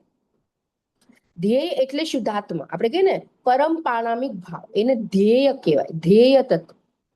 જો ઘણી વાર ગુદેશીના પ્રવચનમાં આવે બાધક તત્વ, સાધક તત્વ, સાધ્ય તત્વ અને ધ્યેય તત્વ. બાધક, સાધક અને સાધ્ય એ પર્યાય છે. મિથ્યા દર્શન જ્ઞાન ચારિત્ર છે, અનંતાનુબંધી કશાય છે, અને આ બાધક તત્વ છે. અને જે ધ્યેય શુદ્ધાત્મા છે એની વિરાધના કરીને જે ભાવ ઉત્પન્ન થાય છે અને એને કહેવાય બાધક તત્વ. પછી જે અંદરમાં જે ધ્યેય તત્વ છે, જે શુદ્ધાત્મા છે, એનું ધ્યાન એ ધ્યાતા પુરુષ કરે છે. ધ્યાતા એટલે ધ્યાન કરવા વાળો. કીધું ને ચિદેશ, ચિદેશ એટલે કરતા શું કરે છે કે ધ્યાન કરે છે. કોનું કરે છે તો કે ધ્યેયનું. કોણ કરે છે તો કે ધ્યાતા પુરુષ. ધ્યાતા પુરુષ ધ્યેયનું ધ્યાન કરીને જે ખરું કર્મ છે એ ખરું કર્મ પ્રગટ કરે છે અને કર્મનો કરતા થાય. ગુદેશે કીધું ને રાગ એ આત્માનું કર્મ નથી, શુભ ભાવ એ આત્માનું કર્મ નથી, જડ એ આત્માનું કર્મ નથી, શરીરનું કર્મ કાર્ય આત્માનું કર્મ નથી. આ 6 શબ્દને મિક્સ કરો ને, એટલે કે એને રિલેટ કરો તો બહુ બ્યુટિફુલી આખી નિર્વિકલ્પ દશા સમજાય. ધ્યાતા પુરુષ ધ્યાન વડે ધ્યેયનું ધ્યાન કરીને સમ્યક દર્શન, શુદ્ધોપયોગ, સ્વરૂપાચરણ ચારિત્ર રૂપ કાર્ય પ્રગટ કરે છે. અને એ કાર્ય મિથ્યાત્વનો ભાવ થયો અને સમ્યક તો થયું એવી ક્રિયાપૂર્વક થયું. ક્રિયામાં કીધું ને પ્રણમન, ક્રિયામાં શું લીધું કે પૂર્વ પર્યાયનો વ્યય અને નવીન પર્યાયનો ઉત્પાદ, દેટ ક્રિયા, દેટ ટ્રાન્સફોર્મેશન, એ બદલાવ સમજાય છે, એને ક્રિયા કહેવાય. જો અગેન 6 શબ્દને કનેક્ટ કરીએ. ધ્યાતા પુરુષ એટલે આત્મા શું કરે છે તો કે ધ્યાન. સમજાય છે, ધ્યાન કરે છે એટલે એ ધ્યાન એનું કર્મ છે. કોનું ધ્યાન કરે છે? કોનું ધ્યાન કરે છે તો કે ધ્યેયનું. ધ્યેય એટલે કોણ તો કે શુદ્ધાત્મા. કેવો છે શુદ્ધાત્મા? તો આખા પ્રવચનમાં કેટલી વાર રાગથી ભિન્ન, પરથી ભિન્ન, ઉદય ભાવથી ભિન્ન, શયોક્ષમ જ્ઞાનની હિનાદિકતાથી ભિન્ન, અને એક સમયની નિર્મલ પર્યાયથી પણ ભિન્ન. પર્યાયો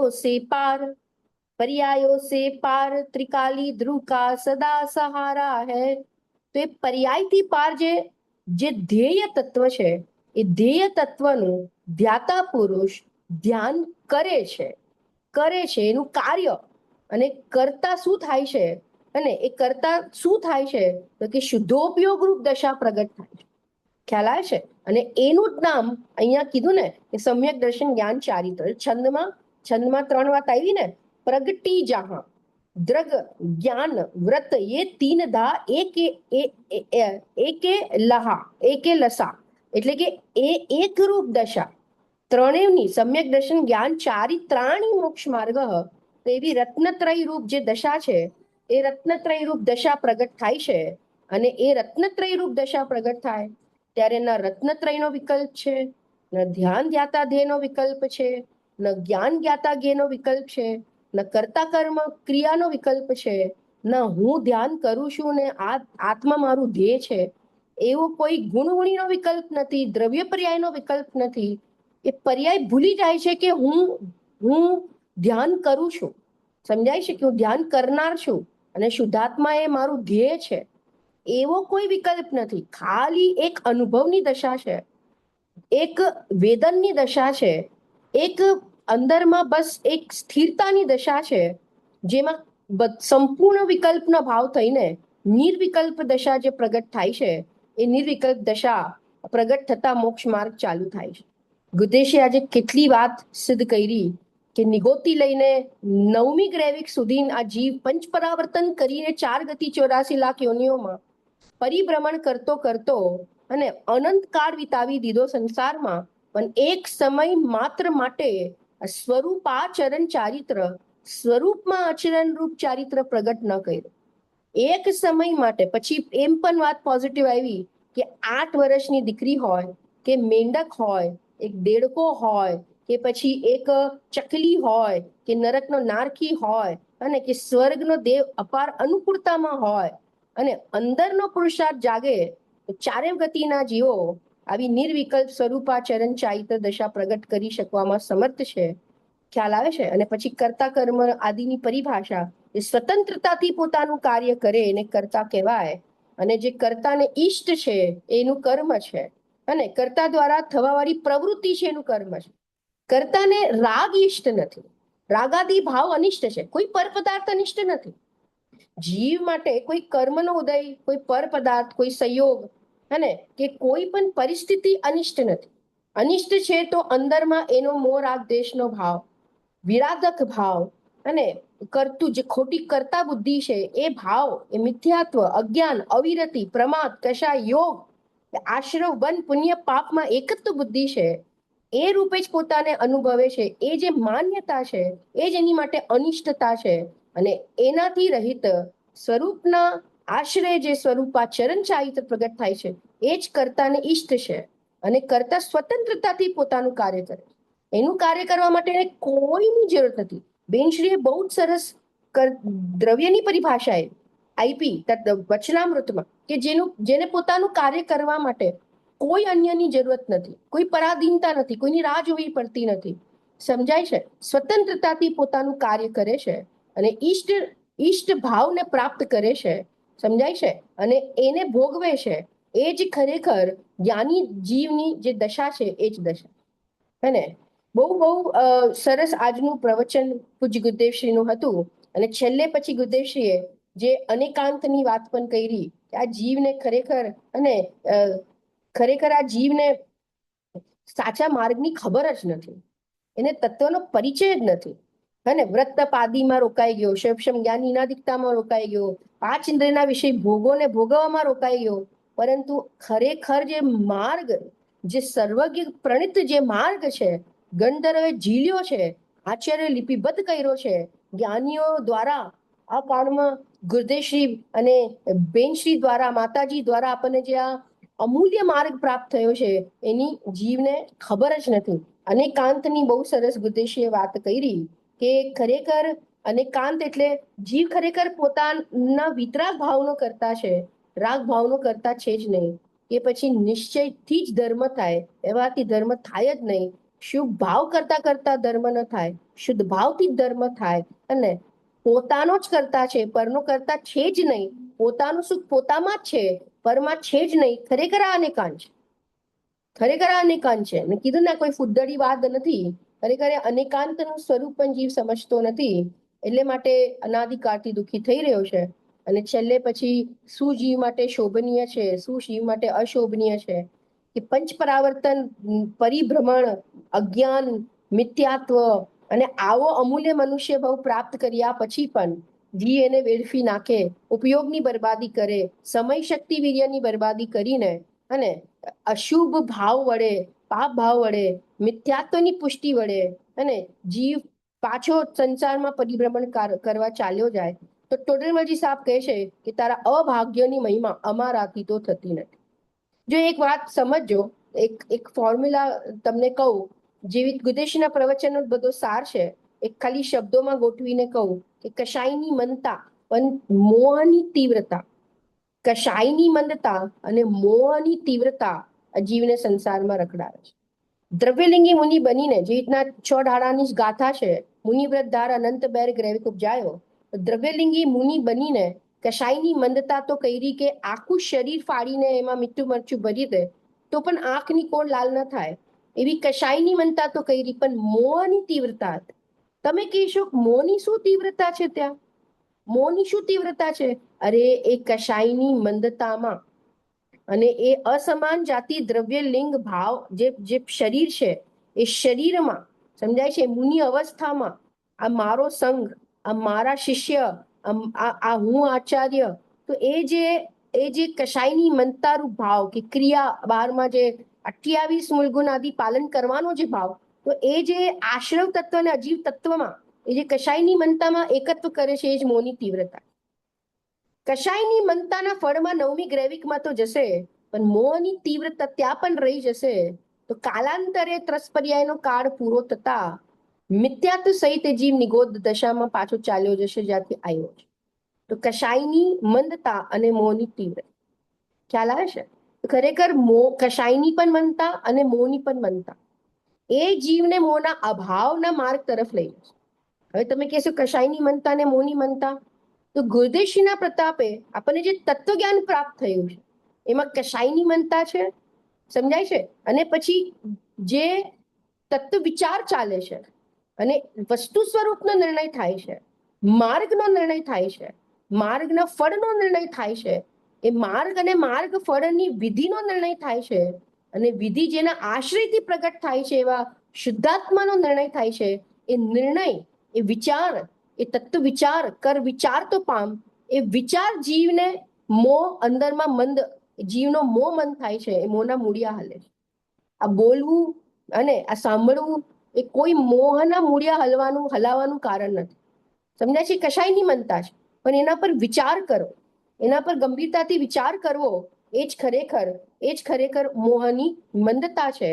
અને મોહની મંદતા વાળો જીવ સમ્યક સન્મુખ મિથ્યા દ્રષ્ટિ છે.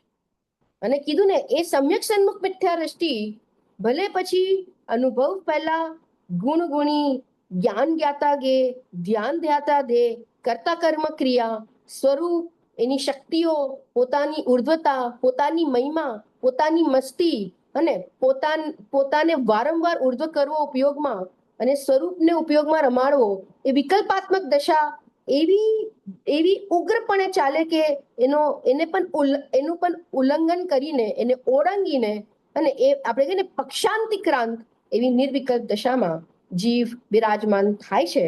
અને આપણે શીઘ્ર એવી દશા પ્રાપ્ત કરીએ એવી મંગળ ભાવના સાથે આજે આપણે ગુરુદેવશ્રીનું અત્યંત જે માર્મિક પ્રવચન છે, જે આમાં 9મો પોઈન્ટ છે, એ ક્રમ ગુરુદેવશ્રીના પ્રવચનમાંથી જે સાંભળતી હતી ત્યારે ખ્યાલ આવ્યો કે ગુરુદેવશ્રીના પ્રવચન સાંભળીએ તો શબ્દાત્મક જ્ઞાન થયું.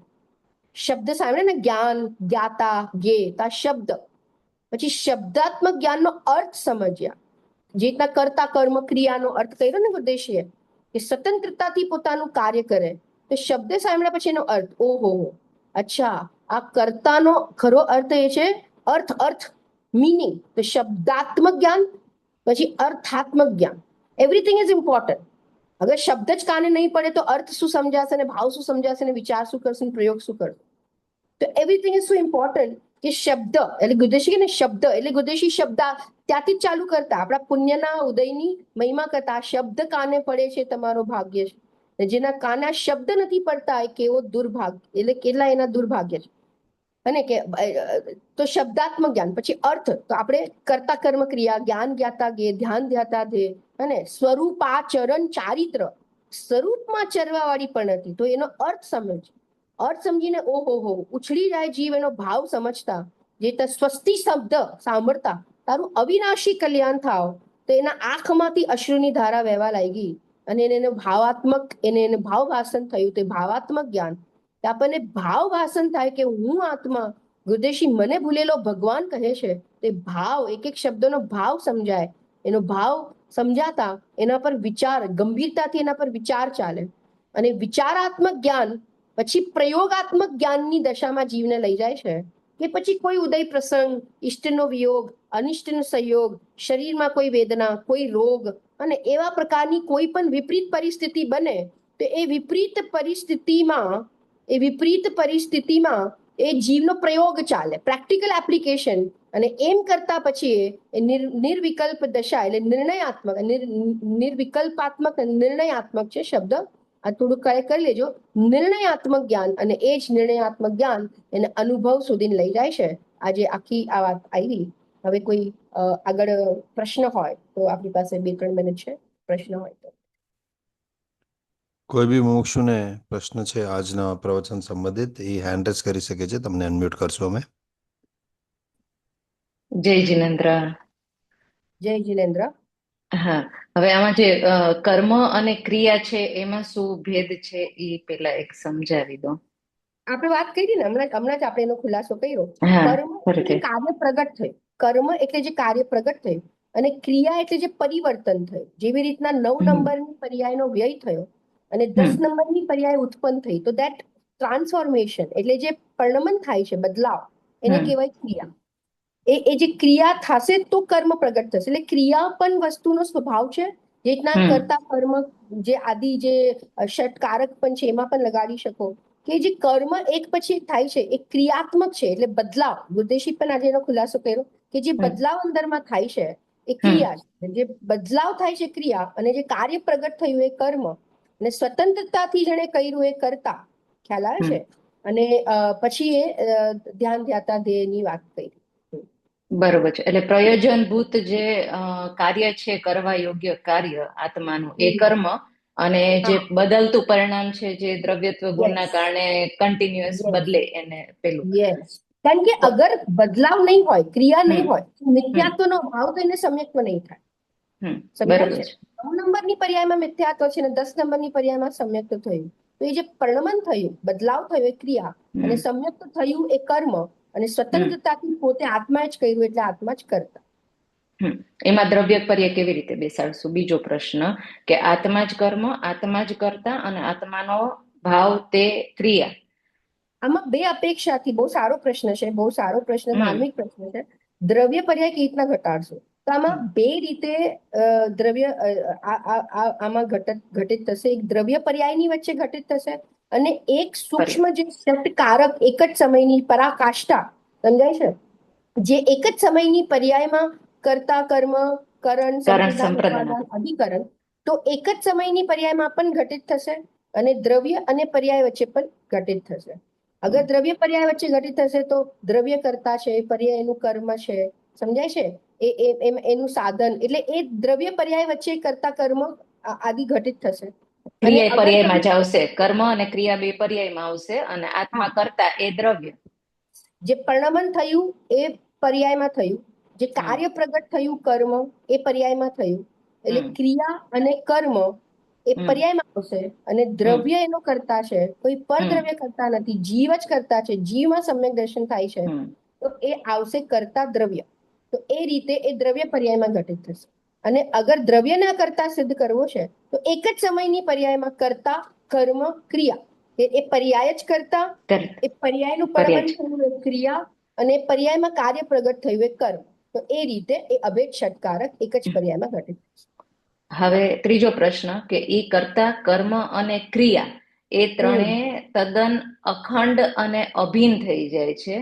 એટલે દ્રવ્ય પર્યાયના આપણે ભેદથી, જેમ તમે સમજાવ્યું કે આત્મા કરતા એ દ્રવ્ય, અને કર્મ અને ક્રિયા છે એ પરિણામમાં છે, તો અભિન્ન થઈ જાય છે, અખંડ થઈ જાય છે, કે અભેદ થઈ જાય છે, તો એમાં શું લેવાનું? અભિન્ન, અખંડ, અભેદ થઈ જાય છે, એનો મતલબ કે અનુભવના કાળમાં. સારો છે આ પ્રશ્ન, પણ બહુ સારો છે. અભિન્ન, અખંડ, અભિન્ન અને અખંડ થઈ જાય છે, અભેદ થઈ જાય છે, એનો મતલબ એ છે કે અનુભવના કાળમાં, જ્યારે અનુભવના કાળમાં જે હોય છે ત્યારે એને કરતા, કર્મ, ક્રિયા, ગુરદેશાર્ય બહુ જ સરસ એના ખુલાસા કર્યા, કરતા, કર્મ, ક્રિયાના, કે ધ્યાન ધ્યાતા ધ્યેયના એ સમય કોઈ વિકલ્પ નથી, એ જ એની અભિન્નતા. સમજાય છે? એ સંબંધીના કોઈ વિકલ્પ ત્યાં નથી. એ કરતા, કર્મ, ક્રિયા છે, પણ એ સંબંધીના વિકલ્પ નથી. જેવી રીતના આપણે કહીએ ને કે દ્રષ્ટિના વિષયમાં ગુણ ભેદ પર્યાય તો છે જ નહીં. નિર્મળ પર્યાય પણ નથી, અશુદ્ધ પર્યાય દ્રષ્ટિના વિષયમાં, પરદ્રવ્યની તો વાત જ નથી. મારો પ્રશ્ન તમને છે કે દ્રષ્ટિના વિષયમાં ગુણ ભેદ છે કે? ગુણભેદ છે, ગુણભેદનો વિકલ્પ નથી. હા, જેમ પર્યાય છે જ નહીં, એવી રીતના ગુણભેદ છે જ નહીં. અગર તમે એમ કહી દેશો તો દ્રષ્ટિનો વિષય ખાલી થઈ જશે. તો it is not like that કે દ્રષ્ટિના વિષયમાં ગુણભેદ નથી. ગુણના ભેદો છે, અનંત ગુણનો સમૂહ તો દ્રવ્ય છે. તો દ્રષ્ટિના વિષયમાં ગુણભેદ છે, પણ અનુભવના કાળમાં એ ગુણભેદ દેખાતા નથી. એટલે સગળો વ્યવહાર અભૂતાર્થ, અવિદ્યમાન, અસત્ય, અભૂત અર્થને પ્રગટ કરે છે. એટલે સગળો વ્યવહાર અભૂતાર છે એમ કહેવામાં આવે છે. તો પ્રયોજનની સિદ્ધિ માટે ત્યાં એમ કહેવામાં આવે અભેદ થઈ ગયા, અભેદ થઈ ગયા. ગુરદેશી આના પર ખુલાસા કેટલી વાર કરે છે કે અનુભવના કાળમાં દ્રવ્ય પર્યાય અભેદ, અભેદ એટલે એ પર્યાય દ્રવ્યમાં જતી નથી રહેતી, અને દ્રવ્ય પર્યાયમાં આવતું નથી. કારણ કે દ્રવ્ય પર્યાયમાં આવશે તો પર્યાય એક સમયની છે, તો દ્રવ્યનો નાશ થઈ જશે. અને અગર પર્યાય દ્રવ્યમાં વહી ગઈ તો પર્યાય ત્રિકાર થઈ જશે. તો ઇટ ઇઝ સો બ્યુટીફુલ કે પર્યાય પોતામાં રહીને, એનું પરિણમન તો ચાલુ છે ને હર સમયનું, તો પોતામાં રહીને ખાલી એ પોતાને હું પર્યાય છું એવું ભૂલીને, એનો વિકલ્પ ન કરતા, એનું લક્ષ્ય ન કરતા, બસ એવો અનુભવ, એવું ફીલ, એવું વેદન કરે છે કે હું આ હમ કરતી જાગતા દ્રષ્ટા આત્મા છું. અને હમ એવો એવો હવે આ અનુભવ ગોચર છે. કેવી રીતના શબ્દોમાં કહીએ, બસ એવું વેદન કરે છે કે હું કરતા છું, હું શુદ્ધાત્મા છું. બસ એનું નામ અભેદ થવું. અને એ પર્યાય દ્રવ્યમાં વહી ગઈ, મળી ગઈ, અભેદ થઈ ગઈ, લીન થઈ ગઈ, એકાગ્ર થઈ ગઈ અને બરાબર. અંદરમાં ડૂબી ગઈ. આ બધા કથન છે. ખરેખર એવું કઈ થતું નથી. એટલે પોતાના ત્રિકાળ દ્રવ્ય સ્વભાવ જેવું છે ઈ રૂપ બસ પોતે આખું પર્યાય ઈ રૂપ ધારણ બસ કરી લે તો એ અભેદ બસ પણ થઈ ગયું. બાકી બસ પર્યાય છે એ એવું દ્રવ્ય વેદન. સાથે કોઈ એનું વેદન. કારણ કે વેદન પર્યાયમાં છે અને લક્ષ દ્રવ્યનું છે. જેનું લક્ષ્ય છે એનું વેદન નથી, અને જેનું વેદન છે એનું લક્ષ્ય. બસ એ વાત છે. બરાબર છે. બરાબર છે. સરસ, બહુ સરસ. જય જિનેન્દ્ર. ઠીક છે. હજી કોઈ મુમુક્ષુનો પ્રશ્ન છે? બીજા કોઈનો કોઈ પ્રશ્ન હા, હોય તો નહીં તો સંદર્ભમાં આપણો કોઈ સમય થઈ ગયો છે. સમય થઈ ગયો. હા, સમય અનુભૂતિબેન તમને અનમ્યુટ કર્યું છે, તમે પ્રશ્ન પૂછી શકો છો. જય જિનેન્દ્ર, આજે શબ્દાત્મક જ્ઞાન, અર્થાત્મક, ભાવાત્મક જ્ઞાન કીધું, એના પછી શું કીધું એ નથી. હા, એ શબ્દાત્મક જરા હું કાઢજો ને, જે નોટ્સ છે એ જરા કાઢજો નિશિતભાઈ. હા, ડિસ્પ્લે પર મૂકશું. જો હું બોલું છું, શબ્દાત્મક, અર્થાત્મક, ભાવાત્મક, પ્રયોગાત્મક, પછી નિર્ણયાત્મક. એ વર્ડમાં કઈ મિસ્ટેક છે. નિર્ણયાત્મક છે ને પછી અનુભવ, નિર્ણયપૂર્વકનો અનુભવ, એવી રીતે. અનુભવ એટલે આ સમ્યક દર્શન થઈ ગયું, એ અનુભવ થઈ ગયું. યસ યસ યસ એના યસ પહેલા ભૂમિકા છે નિર્ણય થવો, પોતાના યસ. આ શુદ્ધ. પ્રયોગાત્મક પછી છે ને ડોલીબેન, પ્રયોગાત્મક પછી નિર્વિકલ્પાત્મક નથી, નિર્ણયાત્મક. એ મારે એરર રહી ગઈ છે વર્ડમાં. કઈ નિર્ણયાત્મક વાંધો નહીં. બરોબર છે. તમે મને ચેક કરવા આપ્યું હતું પણ મારાથી પણ આ મિસ થઈ ગયું છે. It Yes, is yes. Okay. ખાલી તમે સમજી લો, આમાં કઈ મોટું યાદ નથી. નિર્વિકલ્પાત્મક નથી, નિર્ણયાત્મક છે. પ્રયોગ પછી નિર્ણય ને નિર્ણયપૂર્વક અનુભવ. ચાલો, કોઈ બીજાને પ્રશ્ન હોય તો પૂછજો જલ્દી, ને તો અનુભૂતિબેન તમને હજી છે પ્રશ્ન? નહીં, બસ ઠીક છે. મજા આવી આજના ક્લાસ. હાજી, જયકરાની સ્લાઇડ મૂકીએ છીએ અમે. હા નિશિત. બોલો શ્રી ઋષભદેવ થી લઈને મહાવીર પર્યંત 24 જિનેન્દ્ર ભગવાનનો જય હો. બોલો શ્રી વિદેહ ક્ષેત્રમાં વિરાજમાન સિમંદર ભગવાન થી લઈને અજિત વીર્ય પર્યંત 20 વિયરમાન ભગવાનનો જય હો. આમ ભક્તોને મોનિંદ્રામાંથી જગાવનારી, સમતા રસનું પાન કરાવનારી, નિત્ય બોધિની અને કાંતમય સમયસાર આદિ સમજ જીનવાણી માતનો જય હો. છઠ્ઠા સાતમા ગુણસ્થાનમાં ઝૂલતા ઢાઈ દીપમાં વિરાજમાન સમસ્ત આચાર્ય ઉપાધ્યાય સાધુ પરમેષ્ઠી કુંદ આચાર્ય આદિ સમસ્ત આચાર્ય પરમેષ્ઠી ભગવાનનો જય હો. અમભક્તોને ભૂલેલા ભગવાન કહીને બોલાવનાર, અમભક્તોના અનંત અનંત અનંત ઉપકારી, અમભક્તોના જીવન આધાર કાન ગુરુદેવનો જય હો. ધન્ય અવતાર પ્રશમ મૂર્તિ ભગવતી માતનો જય હો.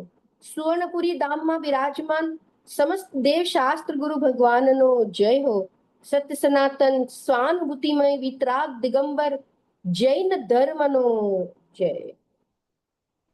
સુવર્ણપુરી તીર્થધામ તરફથી સૌને જય જિનેન્દ્ર. આજે ટ્યુઝડે છે એટલે પાઠશાલા એપ ક્વિઝ ચાલે છે. સરસ મજાની ક્વિઝ છે. ફાઇન્ડ ધ મિસિંગ ભેદ. 10 પ્રશ્ન છે, એમાં લગભગ 8 તો એકદમ ઇઝી છે. ખાલી 2 પ્રશ્નમાં તમારે થોડુંક 1 મિનિટ વિચારીને જવાબ આપવો પડે. 90% અત્યાર સુધીના રિઝલ્ટ્સ આર 100% રાઈટ. તો રાતના 12 વાગે ક્વિઝ એન્ડ થશે. જેને હજી ક્વિઝ એટેમ્પ્ટ નથી કરી, તમે જરૂર કરશો. ફ્રાઈડે આપણે રેગ્યુલર છોકરાઓની પાઠશાલા રહેશે, કિડ્સ પાઠશાલા, જ્યાં ભક્તામૃત સ્તોત્રો પર આપણે એના વિશેષ એનું અધ્યયન કરીએ છીએ. એક સ્તોત્રને આપણે ડિફાઇન કરીને એનું અર્થ સહિત સમજીએ છીએ. અને સન્ડે આપણું જૈન ધર્મ ફાઉન્ડેશન કોર્સમાં બહુ સરસ ટોપિક ચાલે છે, ઉપાદાન નિમિત્તનું. તો આ પ્રવૃત્તિ છે આ આખી વીકની. સર્વ મુમુક્ષુ ભાઈ બહેનો અને છોકરાઓને વિનંતી છે કે બધા ક્લાસીસ પોતાના નિજ આત્મકલ્યાણ માટે એટેન્ડ કરે. જય જિનેન્દ્ર. જય જિનેન્દ્ર બધાને.